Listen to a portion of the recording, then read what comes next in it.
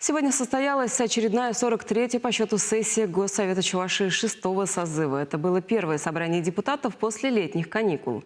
Первым делом председатель Госсовета Чувашии Альбина Егорова напомнила о состоявшихся в республике выборах главы Чувашии и поздравила присутствующего на заседании Олега Николаева с безоговорочной победой от лица всех депутатов. Лидер выборной гонки, в свою очередь, поблагодарил всех жителей республики за отданные в его пользу голоса.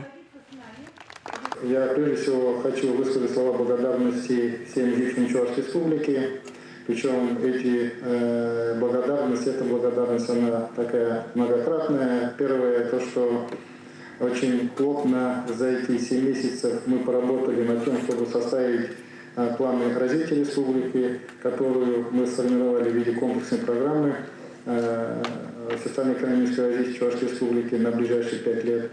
И этот документ в ближайшее время поступит к вам, уважаемые депутаты, в виде закона Чувашской республики, для того, чтобы эти пожелания жителей Чувашской республики обрели законный статус.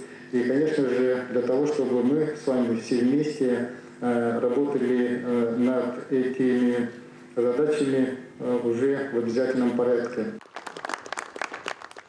Сегодня же Олег Николаев вручил 17 депутатам памятные медали столетия Чувашской автономной области за весомый вклад в социально-экономическую деятельность республики. После чего в ходе сессии депутаты рассмотрели и приняли 16 законопроектов, значительная часть которых имеет социальную направленность. В их числе законопроект о увеличении прожиточного минимума пенсионеров на 2021 год. По сравнению с 2020-м этот минимум увеличится на 0,9% и составит 8035 рублей. В связи с этим дополнительные расходы регионального пенсионного фонда составят свыше 500 миллионов рублей. Кроме того, депутаты поддержали законопроект об увеличении государственного пособия гражданам, имеющим 5 и более детей в возрасте до 18 лет. Для этого из консолидированного бюджета Чувашии потребуется выделить дополнительно 3 миллиона 300 тысяч рублей. Рост размера ежемесячного пособия на ребенка для семей с 5 лет и более детей по сравнению с размером пособия на ребенка в семьях, где растут 4 детей, составит 22%.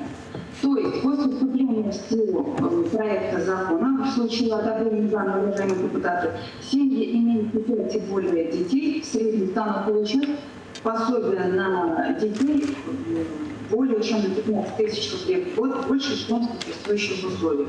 Расчет на пособие будет прекратиться в отношении 5200 детей, которые растут в таких многодетных семьях.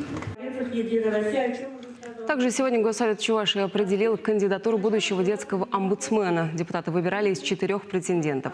Но на рассмотрение уполномоченному при президенте России по правам ребенка решили отправить кандидатуру Алевтины Федоровой, ранее возглавлявшей Союз женщин Чувашии, а до этого проработавшей больше 20 лет в сфере образования. Опыт в защите прав и поддержки семей у Алевтины Федоровой тоже есть. Кроме того, сегодня депутаты приняли отставку Надежды Прокопьевой с поста уполномоченного по правам человека.